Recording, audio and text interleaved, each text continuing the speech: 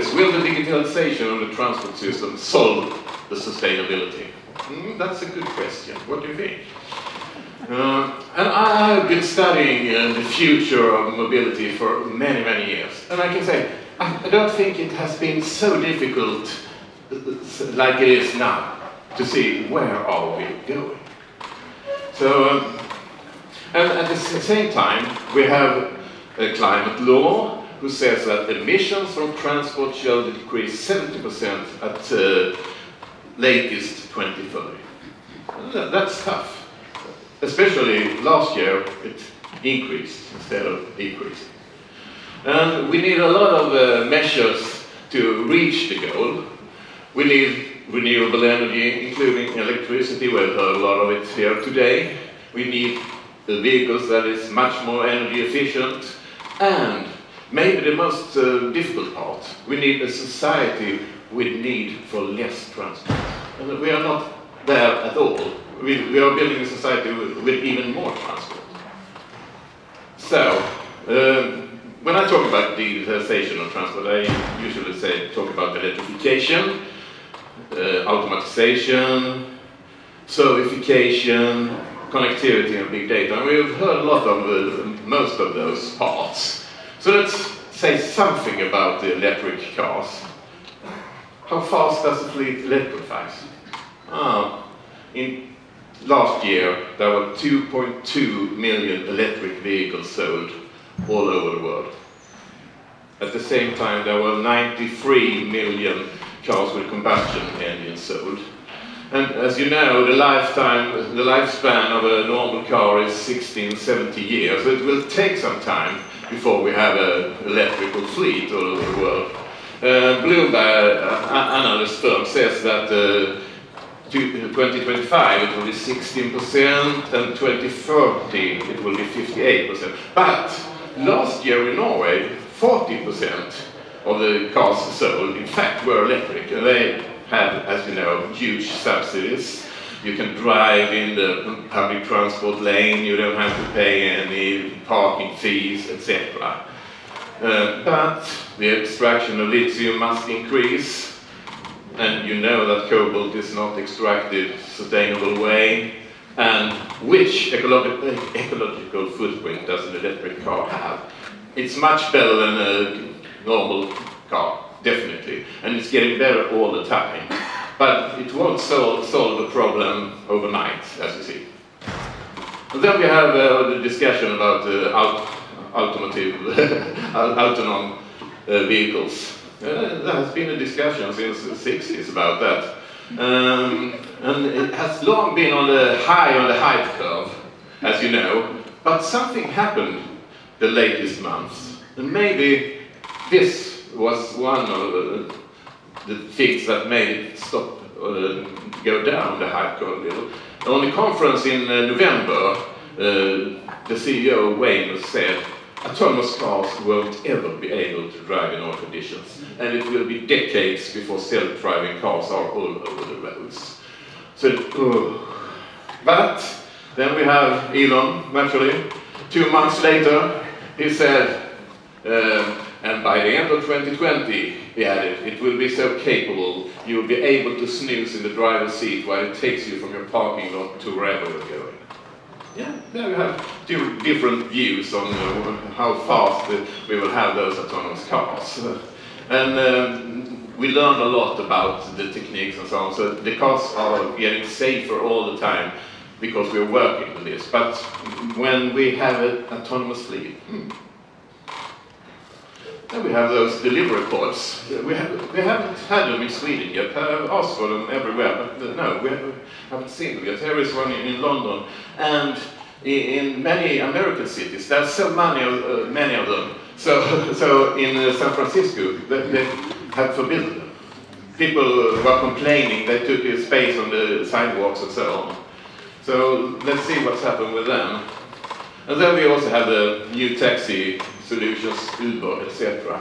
And many American cities are getting more and more congested due to this. Uber and Lyft are adding car trips to city and suburban streets, and in many cases cannibalizing transit. And there was a rather big investigation last summer who said that 60% would else go by transit, walking and biking, or not make the trip, while about 20% would have used their own car and 20% a taxi. And there are cities in the US where in the city center there are now even 180% more cars due to Uber and Lyft. And what will happen if they all will be autonomous? Then we have, do you see what this is? This is rental bikes. Huge amount of, nearly all of them are made and manufactured in China. And there are so many manufacturers, so they can't sell all those. In Stockholm last summer, one of the companies came in with 360 million kronor and put out some thousand of these. 2 months after, they just left the bikes all over Stockholm.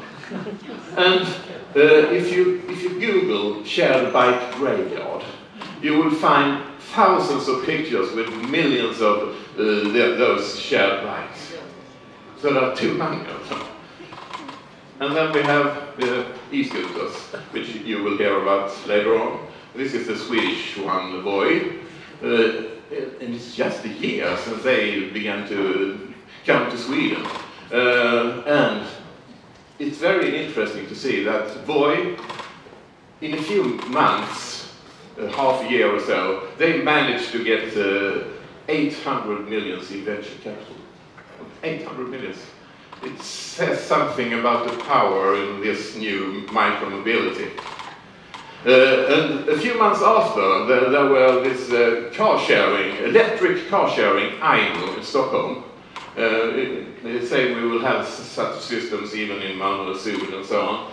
They placed 300 electric cars, and it's half fleeting. It means that you can't place them everywhere, but you can place them on certain parking spaces. And they have also bought some of the parking companies in Stockholm, so it works good.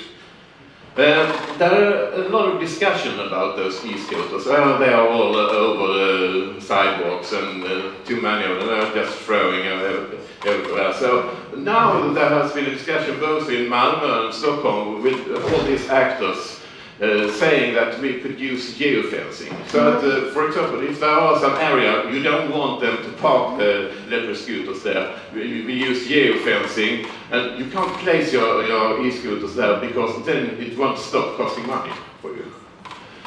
And for example here, like in Malaga, this is, if you place them in certain places, you get 20% off for the cost. So you can use geofencing in different ways. Then there's certification, mobility as a service. We worked at Trivector for many years with this kind of projects and so on. And 2 years ago we said, okay. Okay, it's not, I don't think it's not that. 2 years ago we started a company called Easy2Be. It's directed towards real estate, buildings and so on. So instead of, when you build a new house, instead of building a lot of parking spaces which are very expensive, you can instead offer the residents this service. And we have just started the first buildings in Gothenburg, where you can have Samflit car, book your Samflit car, you can book certain bikes, and you can also buy a public transport ticket in this app. We are the first private company who are allowed to sell public transport tickets. Here you have the electric Samflit car, and all of those you can also book in the system. And here you have a Subi, which we talked about earlier on. So it's been running for a month or so now, so very interesting to see what's happening. Then there's the data, and the data where, if you should plan the transport system, you need data. So it is. And the normal way to do it is to send out an inquiry and ask people to say how they traveled the last week and so. But 3 years ago, we started this app, developed this app, which automatically detects how you traveled. And now we have this map running all over the world, in fact. So, There's a lot of talk about smart mobility and smart cities. And this picture is in Swedish. You have to do it smart. It's very important.